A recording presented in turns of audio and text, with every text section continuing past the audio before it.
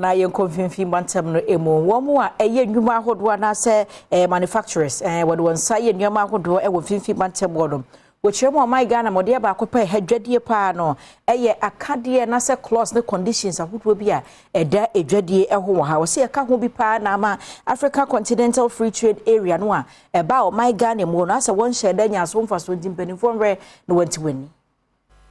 manufacturers bi a wonom ewo mfimfini mantam ekiremu a eniama bi te se ayinama hoɔden ene nsuo bu a edene bosi a wonya ene eniama afoforo bi ama sese wonom adwuma egu kura na saa niama yi saban anhwe ampe ho asɛm anka ede sunsanso obani bebre ene beba bejai African Continental Free Trade Area agenda no so jizi de enya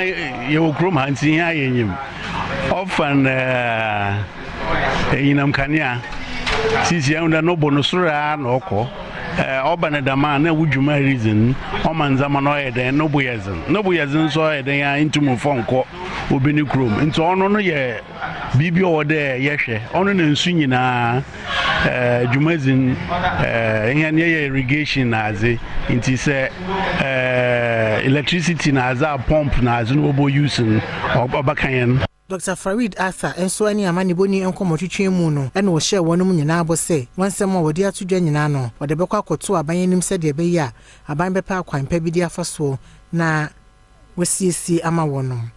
nti yakoni akaka ajira aban so de aban yakren am the AFCTA nkofo so ye na mom bi a tax order don na ye discard no nsuhun odo so mahen nti won reduce tax when ye am the nan say them discussion ni bi aba fine my parliament bo origin ho onyema bi ba nan say was no tax ndo so parliament so won reduce na de nti say am anka ho asama ni ntum nya gina bia mfanto aban so nzi inti ya ka woni ezida mkuta won